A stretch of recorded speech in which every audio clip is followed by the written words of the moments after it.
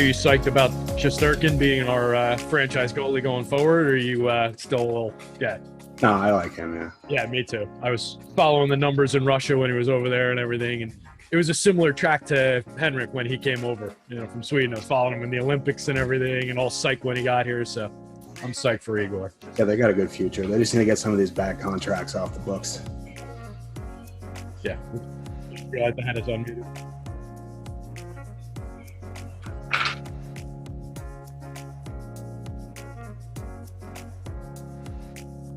Good afternoon, Awesemo hockey fans. What's going on, everybody?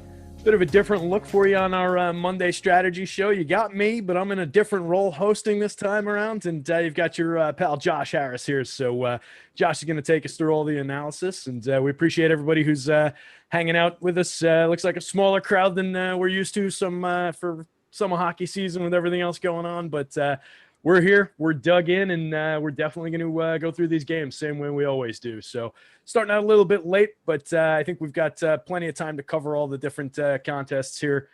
As you guys know, we're brought to you by JockMKT for the hockey shows. So those guys are turning daily fantasy sports into a stock exchange. We'll get into a little bit of a deeper read, but check them out when you get a chance.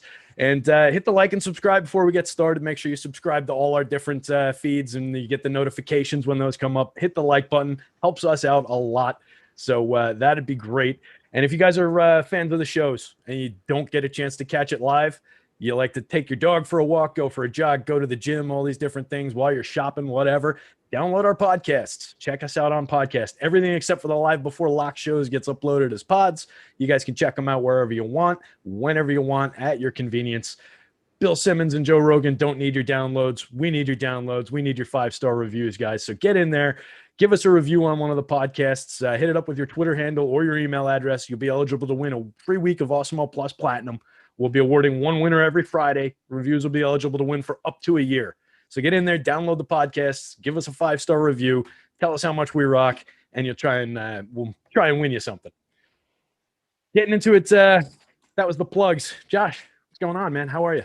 I probably should have said that and said hi to you before I dove into the plugs. I'm still getting used to this hosting thing. It's all right. No, I'm doing good. It's a nice Monday afternoon in Jersey for both of us. We're both Jersey boys. So this is our maiden voyage together. It was funny because early in the season, people were like, "Oh, it's Josh's dad," and I was like, "That's weird," because like no one knows who I am. And then I realized they're talking about Josh Engelman and not me. Josh, right. Yeah. But anyway, that's been a thing that I have not been able to shake pretty much all year long since that first came up, and I feel it's going to follow me for a while. Yeah, but yeah, this is an interesting slate. It's crazy because like normally there's not much hockey left when baseball season starts, so. Now baseball's in full swing. Hockey's still going strong. So it's good. So if you're a hockey player and you want to get into MLB, you never played before, there is a lot of comparisons. I'm not saying it's super similar, but there's so much baseball content now. So if you're interested in getting into baseball, it's very similar to NHL. So you could just hop into those baseball shows and probably pick up some stuff real quick and give it a shot. Yeah, absolutely. And for people out there, just, we'll take a quick aside on that. For people out there who are thinking about it, what is it to you in terms of going from NHL to baseball that stays similar? Is it about the stacking? Do goalies correlate to like pitching? Like, how do you think it through in your mind? Just take a minute on it. Yeah. So like baseball, you don't really have like lines per se, like hockey, but you want to stack the lineup. The more you stack, the more correlated you are. And then, like on DraftKings when you're playing baseball. So if you tilt about goalies in NHL, you basically have to plug in 2 in baseball.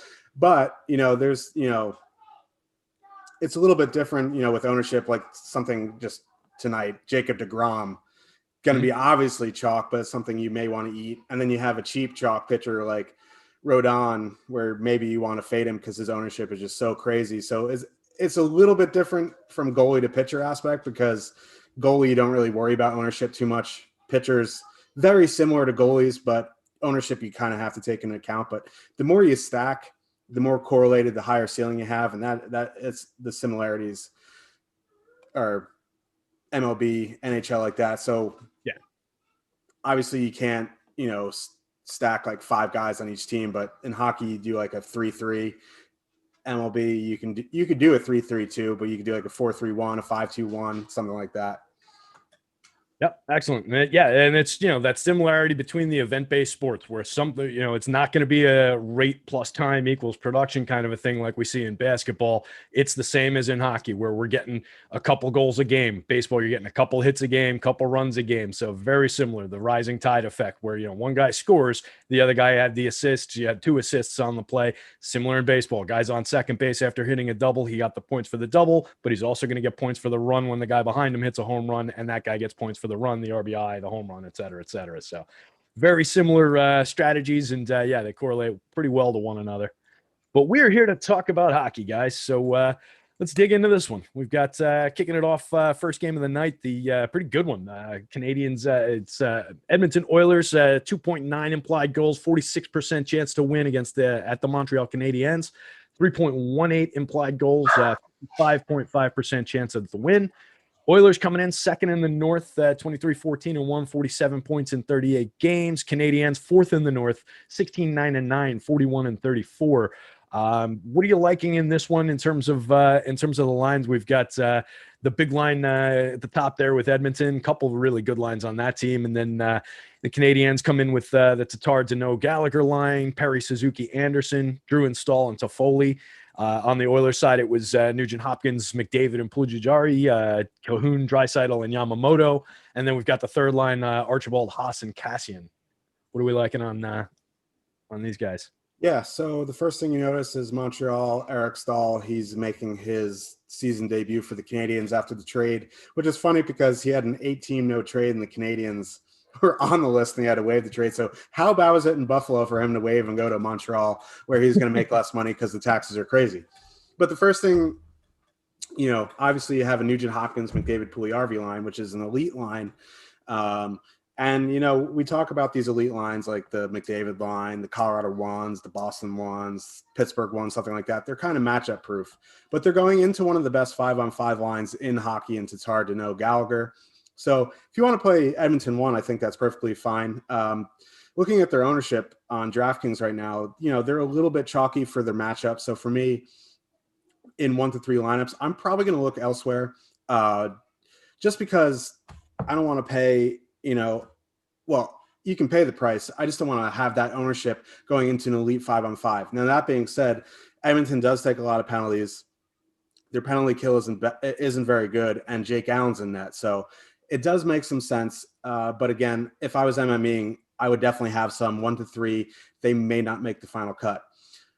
So with Danault going into McDavid, that kind of takes me off Montreal 1 here, just because I don't like going into McDavid, just because their offensive numbers are so good. So you start going down the lineups here. So you have Cahoon, Draisaitl, Yamamoto going into Perry, Suzuki, Anderson. And, that Edmonton 2 line isn't very good defensively, but Josh Anderson's now off the top power play unit because Eric Stahl's on the top power play unit. Mm-hmm. But you don't really stack Montreal for the power play, so I think you can go to the second line. I know Corey Perry isn't great, but he is super cheap at $2,700. The ownership's in check. I think you can go to them as a stack. And then I really like this third line. I think it's going to be pretty popular just because Drouin and Stahl are super cheap. They're $6,100 combined on DraftKings. Toffoli's $6,700. Their ownership for a third line is pretty high, coming in around 6-7%, but they fully correlate on the top power play, and they're going to get the bottom 6 of the Edmonton Oilers, which is very poor defensively. And Mike Smith is in net. So I really like this third line. I don't think I'm going to be alone here. So in this game, on the Montreal side, I think that third line is my favorite. If you want to go to the second line, I think that's fine. I think the first line in MME makes a little bit of sense just because they're similarly priced to that third line. They won't be as high owned. On the Edmonton side, I think, Edmonton 1 obviously makes sense. Makes more sense if you're building. The more lineups you build, the more it makes sense. And then if you want to get in some pieces of that second line or an Edmonton power play stack, I think that is fine as well. I like it. Yeah, it's, you get that Edmonton 1 line, one of the top ranked teams on our top stacks tool. And guys, by the way, rankings in all our main sports are free today across the site. So you can get some NHL rankings for free. Top Stacks tool is not free, but it's one of my favorite tools to go to on the site.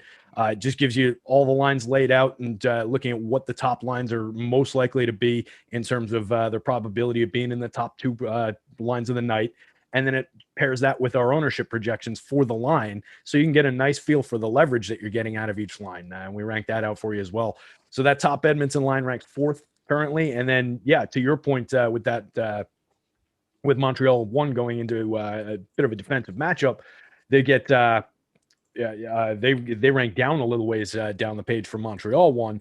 You get Montreal 2 coming up somewhat behind them, and then Montreal 3 is like sneaky right there. And they were one that jumped out to me for that power play correlation. And I assume that's what's got the ownership up. It kind of makes sense that people are saying fully correlated, pretty cheap line, that they'll be able to go to there.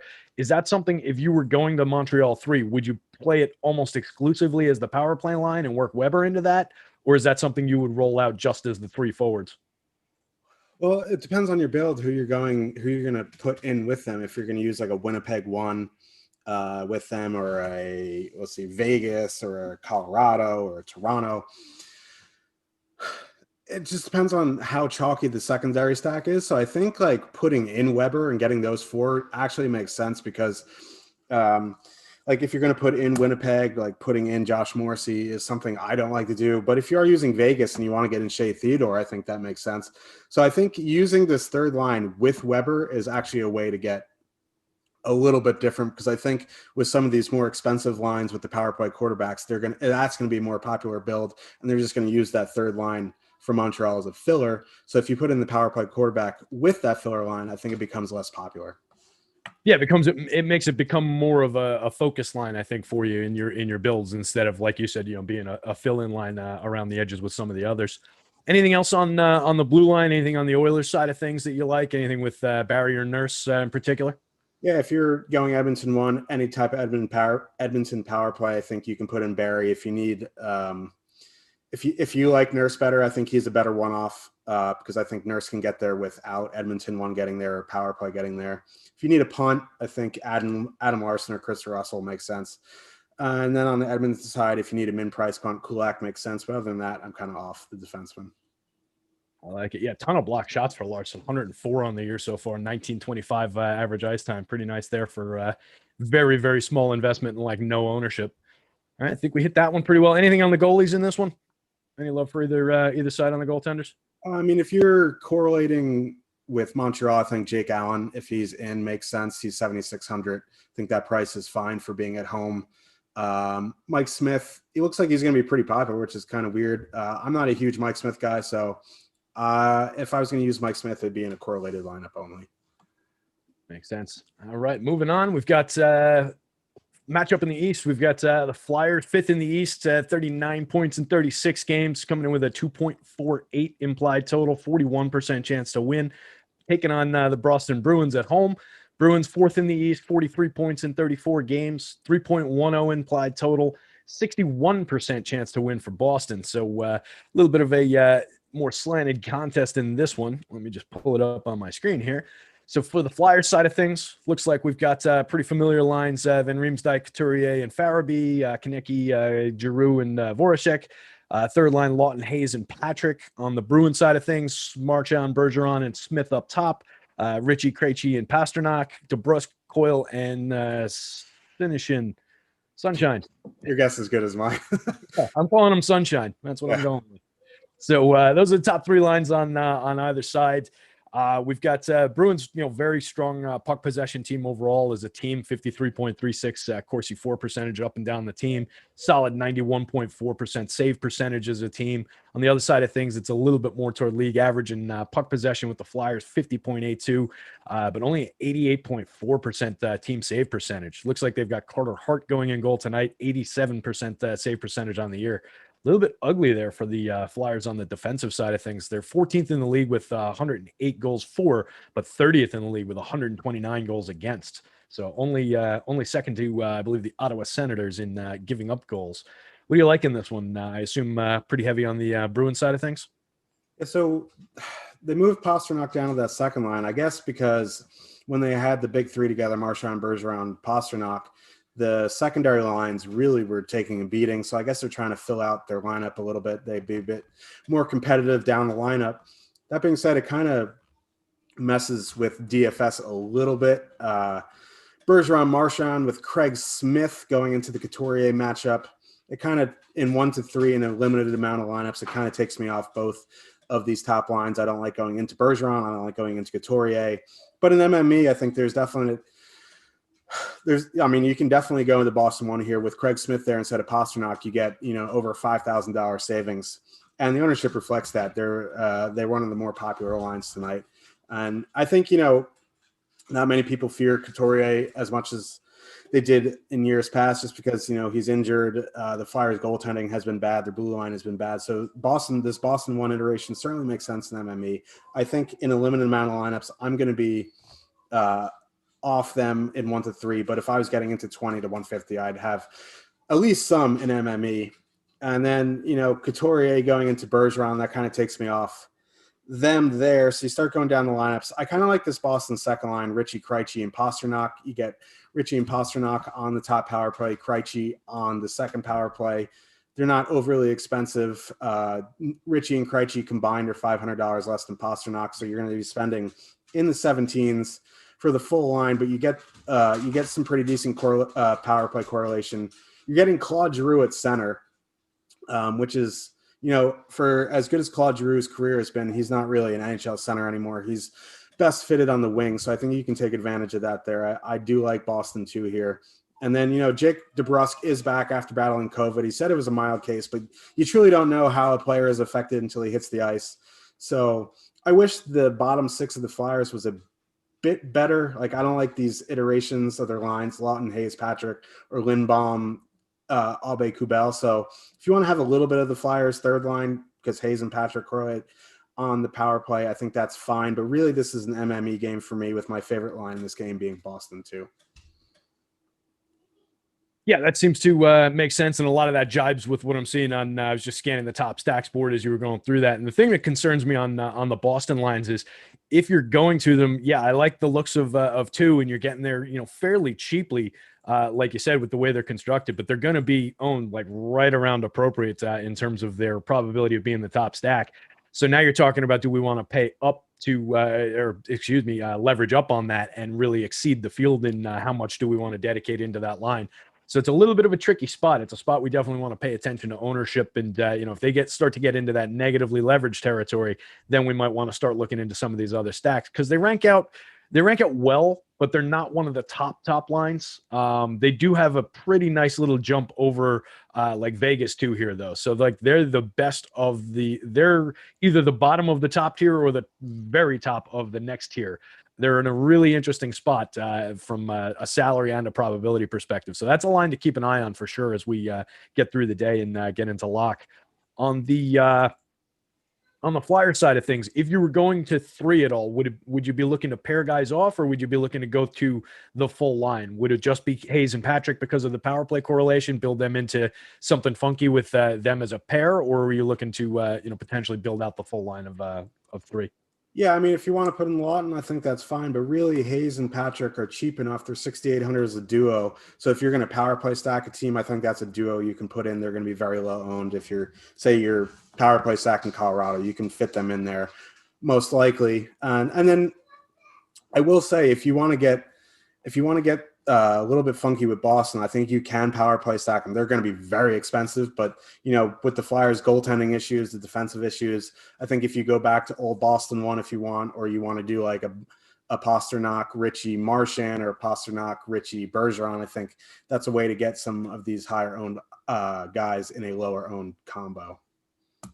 Sure. Yeah. And Flyers, you mentioned, I hit on the goals against, but they're also 29th in the league with a 73.64% penalty kill. So yeah, if we get a couple power plays here for the Boston side of things, this could get ugly fast. So makes sense to go to that Boston power play.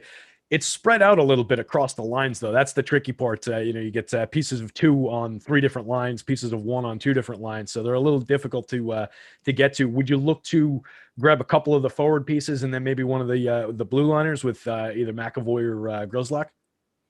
Yeah, I mean, if you want to use Grizzly in correlated lineups, that's fine. I'm not huge on him. His price has come down a little bit, so it's a easier pill to swallow. But 4,800 for Matt Grizzly as a one-off is no thanks for me. But obviously, if you're correlating power play, it makes sense. Charlie McAvoy would be the one-off guy for me. I really don't have any interest in the second or third pairs. And then on the Flyer side, I think, Sanheim, Felipe Meyer makes sense if you want to one-off a cheap guy. Or, Provorov if you're correlating, or Ghost if you're correlating. But really, I'm probably going to look elsewhere for defensemen. Yeah, Ghost was the guy that just kind of jumped out because, sub 1% ownership at almost no cost playing on the top power play line. It's at least a little intriguing. But definitely, 5 goals, 6 assists on the year for 11 points. Not bad. So only seeing 20 minutes of ice time. Well, not only, but he's not the guy that I think he once was, I guess was what I was trying to get at there. But I think the price is right and the ownership is right to get to him if you are looking at that Philly power play. Anything else in this one? Goaltenders, anything along those lines? Dan Vlader and Carter Hart? Yeah, I don't mind Vlader in correlated lineups. If you want to take a stab on Carter Hart, be my guest. I don't know if I'm going to be that brave tonight. Yeah, I think that one takes a little bit of balls. So, yeah. All right, we'll move on to the next game. Before we do that, guys, one more time, hit the like down there, hit the subscribe down there. They're down bottom of your screen there, a little bit below the video window. You know where to find them. We've got the Masters coming up this week. You play any DFS golf, Josh? I try to. A lot more in the recent years, but I try to hit on the majors this around now. Yeah. For me, I'm a big time majors fish. I'll get into those, and then it seems like during just regular PGA Tour, like every Wednesday night, I'll be like, oh yeah, I got to make sure I build some lineups. We've got all these great projections and everything on the site. Should be easy. And then I'm just asleep when things kick off. 8 o'clock in the morning is just too early of a lock. 6 o'clock, whatever these are. But if you guys are planning on playing the Masters, it starts up on Thursday. We've got a great deal going on. You buy your first month of Awesemo Plus Golf, you get one free. You get one. This is a clunky written thing. I don't know who wrote this. Buy a month of golf. Get 1 month free. 60 days. All right, buy one, get one free on 2 months of golf. Right. Use the promo code Dustin. 60 days of Awesemo Golf for the price of 30 days, $29.95. It includes projections. It includes ownership projections, the Top Golfers tool, our lineup builder, all kinds of stuff. Covers the PGA Championship in May. Covers you for the Masters. So you're getting 2 of the majors going on. So if you're a majors fish, stop being a fish. Get in here. Join Awesemo Plus. Get in here for 2-for-1 deal. Buy one, get one. Promo code Dustin. And start winning with stop guessing, start winning. Join Awesemo Plus Golf. All right. All those majors fish are going to start winning. Moving on. Ottawa Senators at Winnipeg Jets. We've got Ottawa coming in, one of the worst teams in the league. 2.53 implied total, 35% chance to win, taking on the Jets. 3.57 implied total, 66% chance to win. Senators last in the North, 13-21-4, 30 points in 38 games. They are 21st in the league with 99 goals for. I mentioned they're dead last in the league with 141 goals against. If you remember the Flyers number in next to last, that was 129. That's a pretty big margin from next to last to dead last. They are bad defensively. Jets pretty good, third in the North, 48 points in 38 games. 121 goals for puts them 8th. 102 goals against puts them 18th. So they are on the defensive side of things, maybe giving up a little bit. What do we like in this one? So obviously this is going to be a heavy Winnipeg game. And the ownership shows on the top line. They're probably one of the highest owned lines of the night. And it totally makes sense because what the Jets like to do at home is send out the top line against the bottom 6 of the opponent. So the Connor Scheifele Ehlers line is probably going to get this Dzingel Bishop Brown matchup, which heavily favors the top line here. The one thing I will say is they are expensive and they are going to be very high owned. So just be aware if you are going to, lock button Winnipeg 1, you're going to want to differentiate a bit elsewhere. But again, I think this is one of my favorite spots on the night, Winnipeg 1. You get the 2 guys on the top power play, Connor and Scheifele. Ehlers is on power play too, but he's one of the best wingers in the NHL. So I think you can totally fully correlate that line.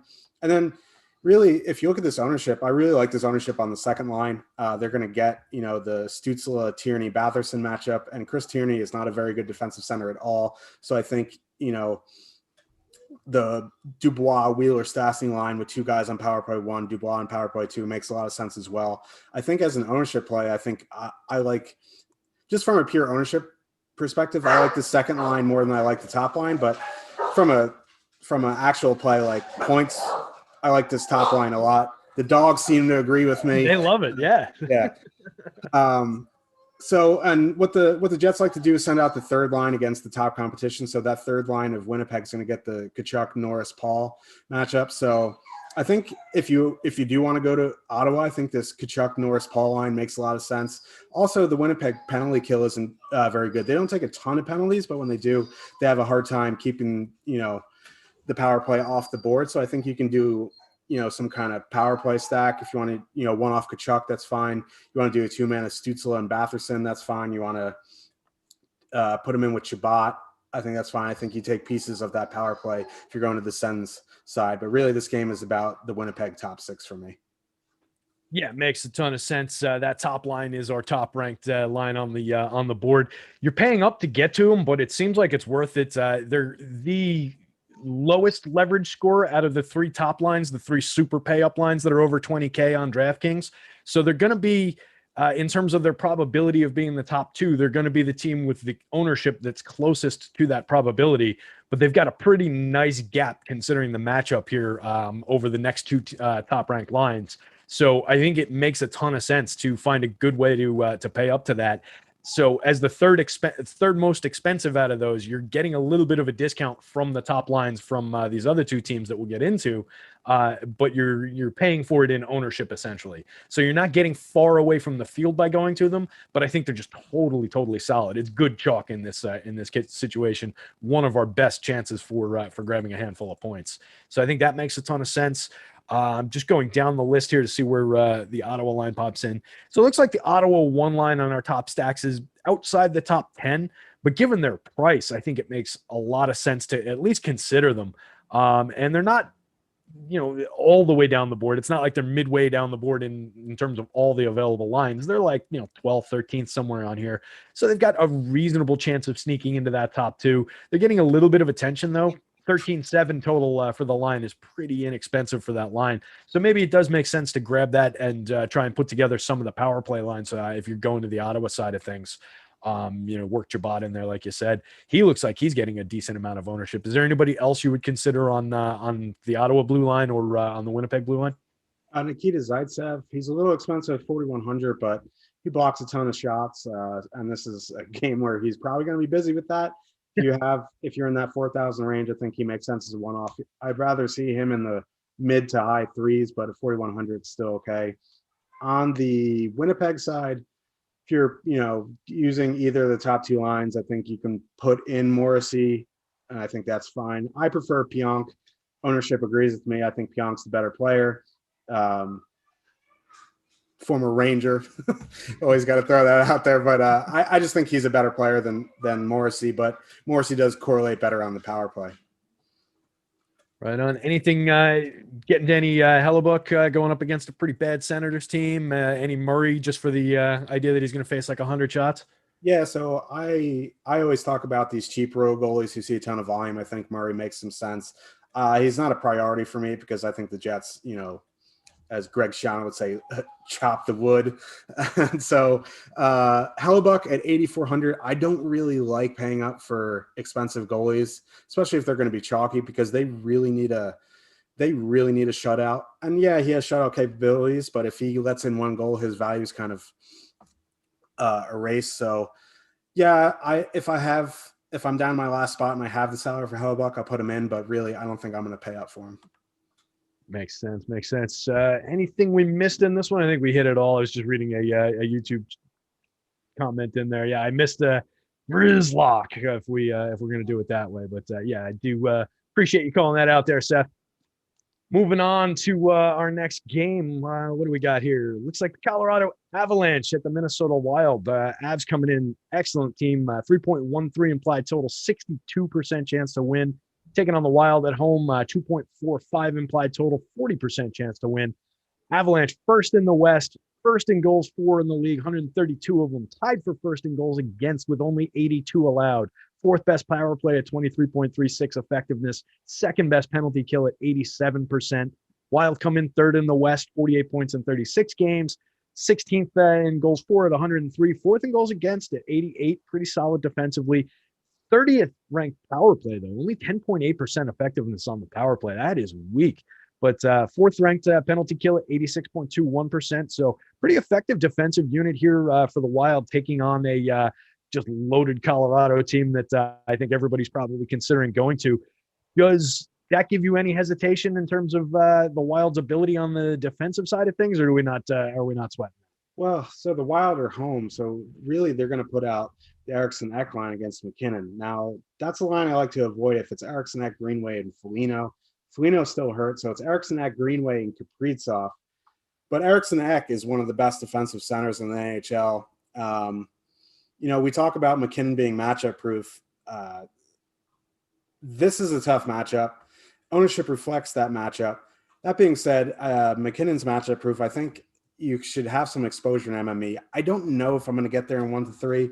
I think it's, if you are going to use them in a limited amount of lineups, it's going to be a nice leverage play just because of their ownership and their ability to go off at any point. So I think I would consider them in 1 to 3. The more lineups you're building, the more I would start to consider them. It's just a tough matchup. Kaprizov isn't very good defensively, so there is some light at the end of the tunnel there. If it was Foligno, there would be no light, and that would be an MME play only. So, but I think you can consider Colorado just from an ownership play. Anytime you can get Colorado under 5%, I think you have to consider it. But as you go up to 20 to 30 to 50 to 100 to 150, I think you can definitely get over the field, and it won't take a lot to get over the field there. So if you want to go like 3 times the field, I think you're going to have some heavy leverage on one of the best lines in the NHL. And then you start going down, Saad, Kadri, Burakovsky, they're going to be low owned as well. But I think this, the Rask, Fiala, Bonino line is one that you can take advantage of. So I do like Colorado 2, and I really like Colorado 3 as long as Nishushkin's in. Nishushkin, Yost, Donskoy. Donskoy's still on power play 1. He's up to 4,800. It's just pretty expensive. But Yost and Nishushkin are still very cheap. They're going to get a good matchup against the bottom 6 of the Wild. And, they're a good filler stack. You get the power play 1 with Donskoy. I'm not saying go all in on them, but I definitely have some, especially at their ownership under 1%. I would imagine that creeps up a little bit, but even if it's like 2-3%, I still would use them as a filler stack. And then on the Minnesota side, I don't really want to use a full line just because Colorado is such a good defensive team. All their top 3 lines have incredible goals against per 60 over the past, 6 weeks. Grubauer is probably going to be in net. So if anything, I'm going to, one off some players here, like a Nick Bonino. He's min price on the top power play. So I think that makes some sense. If you want to, one off Ryan Hartman or Marcus Johansson, because Johansson's also min price, I think you can. But really, I'm not going to be full stacking. I'm going to Oh, okay. And then, so I'm really not going to full stack. So it's more one-offs and maybe guys from the blue line. Makes sense. Yeah, you do have some really nice pricing to work with here, but as you mentioned and as we touched on, just going up against a killer defensive matchup on the Wild side of things, so it's tough to ask those guys to really come through in any big way in this matchup. But there is plenty of savings here. Is it a consideration to since they are so cheap, to get to them a little bit more, to build in maybe that top line since they're going to be on the ice at least so much for only 13,000, and you do have a somewhat skilled offensive player at least in Kaprizov, and Eriksson Ek can put the puck in the net every now and again.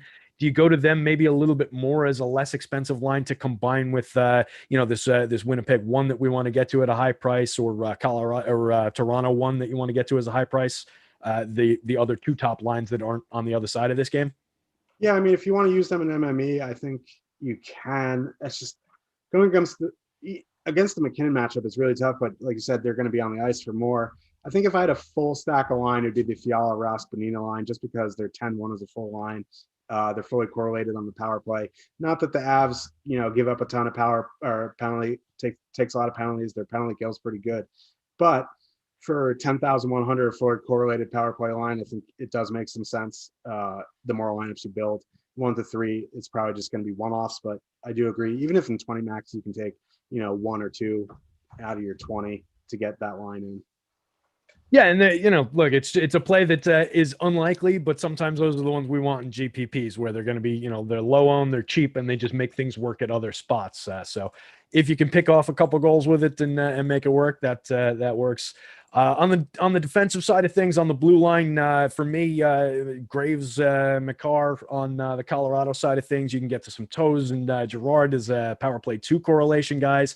None of them are going to be very highly owned. Looks like Makar on FanDuel is the highest ownership point across any of them.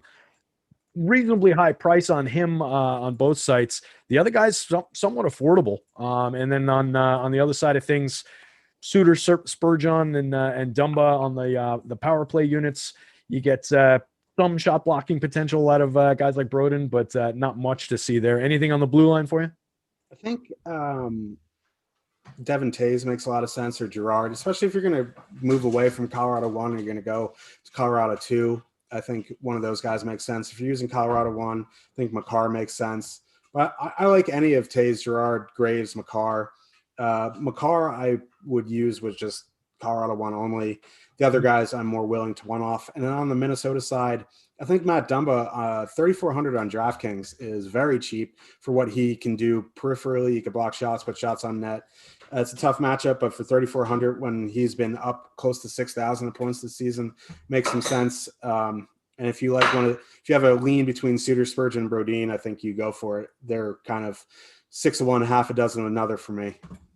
There we go. All right, let's jump on to the other game. We got to get this thing moving. But before we do, guys, mentioned at the top of the show, sponsored by JockMKT today. If you haven't heard of them, JockMKT turned fantasy sports into a stock exchange.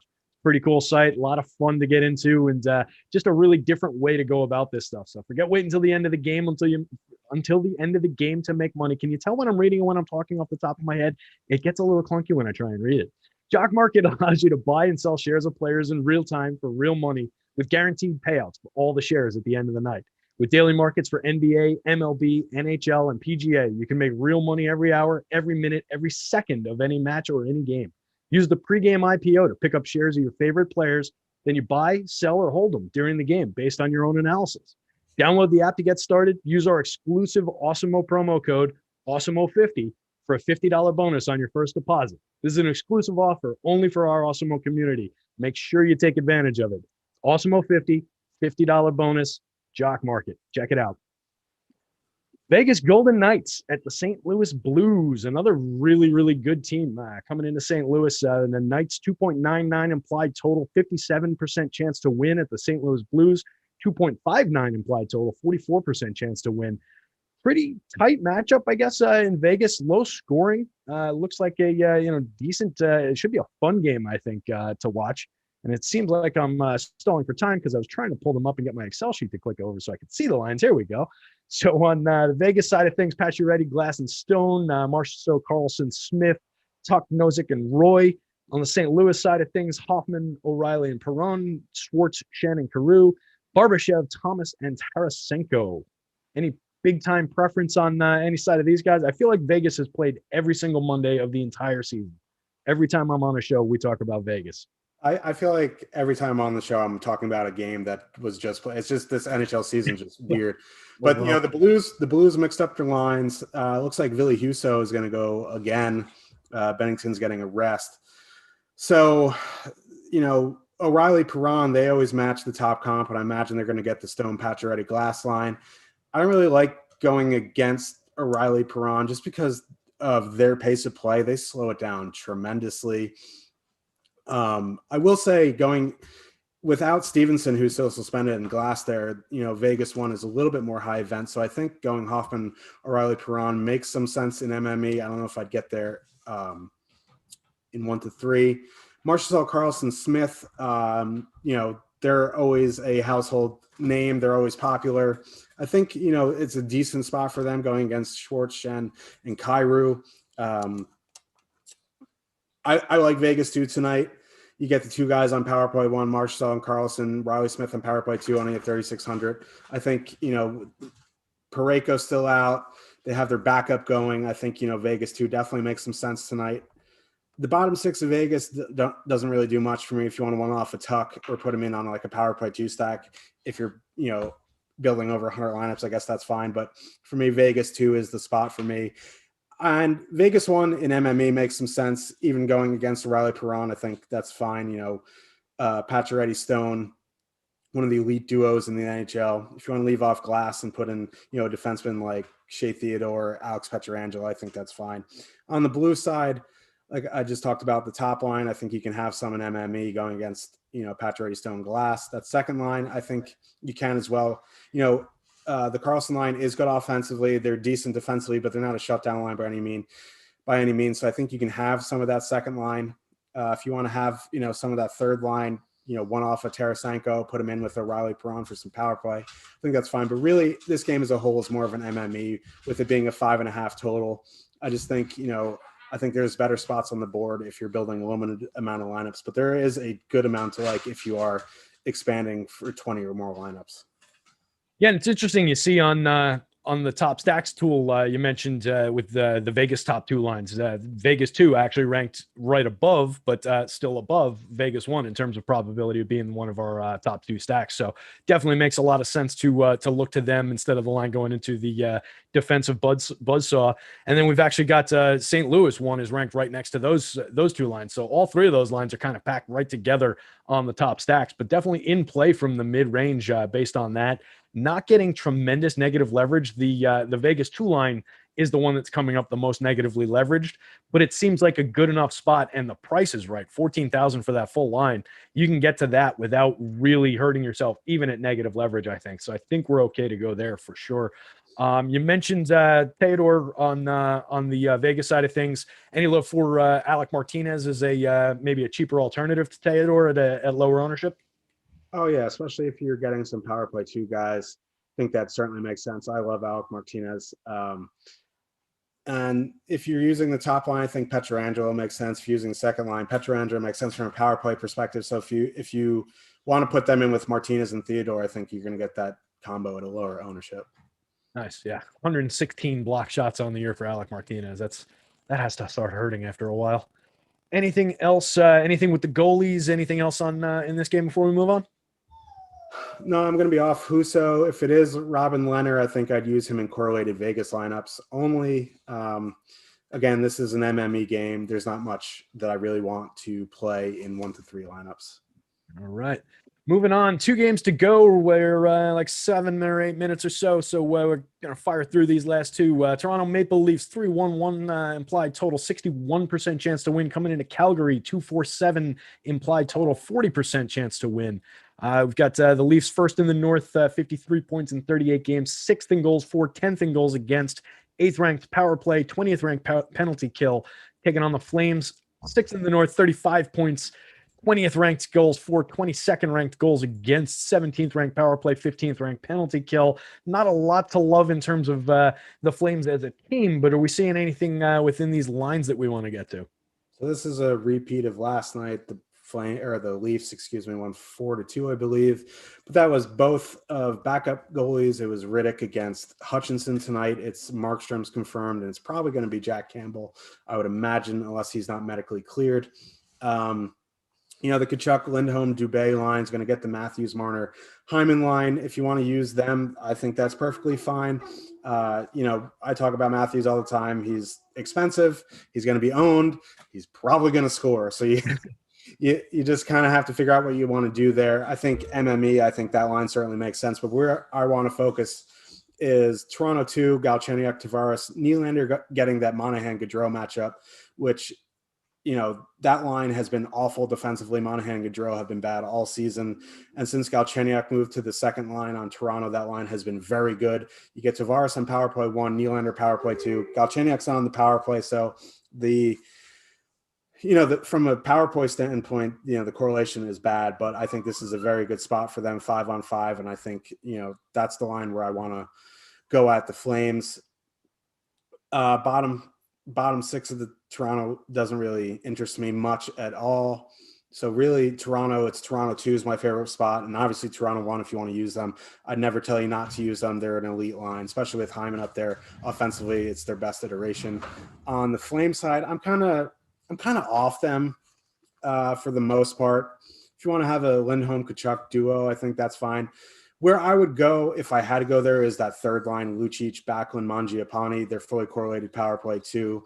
The Leafs aren't a defensive juggernaut, so I think, that Calgary third line is a decent filler spot tonight. They're not a priority for me. They'd be a secondary option in MME.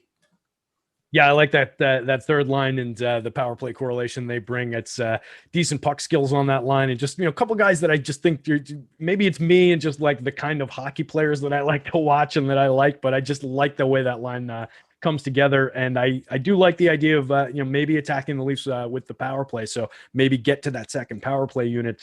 That's their 1 weak spot in terms of what we talked about as a team. 77.88% penalty kill, 20th ranked in the league on the penalty kill. So that might be the entrance point on how to attack this Leafs team. But not a ton to love on the Calgary side of things. Anything on the blue lines before we move on, or before the goalies? We got one more to go through. Yeah, I mean, I know Morgan Reilly scored yesterday. Maybe he's starting to turn around. So if you're using, Leafs power play, you can put him in. His prices come down to 5,000. He doesn't excite me very much. So really, Noah Hannafin if you're using the Calgary third line, but really I'm going to look elsewhere for defensemen tonight. Makes sense. And you said no love for the 200-year-old Joe Thornton, Jason Spezza combo on Toronto 3? I know Alex Baker will have 149 of 150 lineups with that combo. Not really, but probably not. I think there's a ton of cheap spots that are better. Yeah, just better spots to go to. Just that Galchenyuk making all the difference on that second line is just so strange, but it seems to have come true and seems to be working. So let's move on, guys. Wrapping up things here, but remember, all the rankings across the major sports anyway are free today. So hit up the site. Baseball, basketball, hockey, you're getting free rankings. We're brought to you by Jock Market. Check them out. Fun new way to do daily fantasy sports as a stock exchange. A lot of guaranteed money. Hit the like and subscribe right down there below the video window. We've got the Dustin promo going for our Masters and for a couple buy one, get one for golf. We've got the starting 9 promo going. First 9 days of baseball, getting a deal on that. So check out the different promo codes. Hit up the site. We got all kinds of stuff going on. Make sure you join up in Slack. Say hi. I'm Team McB74 in there. I'm around all the time. Ready to answer questions. Happy to talk shop anytime. So jump in Slack. Hit us up. Join up at the site and stop guessing. Start winning. Last game of the slate, Arizona Coyotes at the Los Angeles Kings. Yotes coming in 2.64 implied total, 46.5% chance to win. Kings on the other side, 2.93 implied total, 55.9% chance to win. Yotes 4th in the West, 41 points in 38 games. Kings 7th in the West, 34 points in 36 games. Pretty bad offensive teams. Yotes 19th, 99 goals for. Kings 22nd with 97, both allowing a decent amount. Yotes 19th with 114 against. Kings are 12th with 101 against. But the Kings are pretty good on the PK. 3rd in the league at 86.41% penalty kill. And the Coyotes right there, 7th in the league, 82.7% penalty kill on that side. We have lines on this one that I will get to. There they are. They're hiding up at the top because the last game needs to go at the top. Bunting, Schmaltz, Garland, Keller, Dvorak, and Kessel, Cruz, Broussard, and Hayden on the Yotes side of things. Iafallo, Kopitar, and Brown up top for the Kings. Moore, Velarde, and Carter. And then Anastasio, Anderson with something with a D. I don't know the back half of his last name. It's cut off. And Kempe. What are we liking on this one? Okay, so I like that you just mentioned that the Yotes are 7th on the penalty kill at 82%. They have been completely bailed out by their goaltending on the penalty kill. They're somewhere up around like a 94% save percentage on the penalty kill. There's no way that's going to last. Now they have their like 38th string goalie and Ivan Rosvitov, unless, Aiden Hill goes on a back-to-back. So I do really like this Kings top line tonight. Iafallo, Kopitar, Brown. Their ownership is, in check. Their price is in check, so it checks a bunch of boxes for me. They're going to get their minutes. They're going to get a decent matchup on the Yotes side. So I think it does make sense going to the Kings top line. If you want to go to Velarde and Carter, I always like them. I think you can, but for me, I think I would prefer the Anthony Ciu, Anderson, Dolan, Kempe line. They're going to get a bottom 6 matchup for the Yotes, which is bad. You get Anthony Ciu and Anderson Dolan on power play 2. Get Kempe on power play 1. Kempe is one of my favorite players. So I like that Kings third line. And then on the Yotes side, Schmaltz Garland is going to go into Kopitar, so I'm probably going to be underweight on them. The line I do like is the Keller Dvorak Kessel line. As long as they're together, they're going to get the more Velarde Carter. I think you can take advantage of that there. They're not a priority for me, but at their ownership, it doesn't take much to get over the field. So Kings 1, Yotes 2, and then Kings 3 are my spots from this game.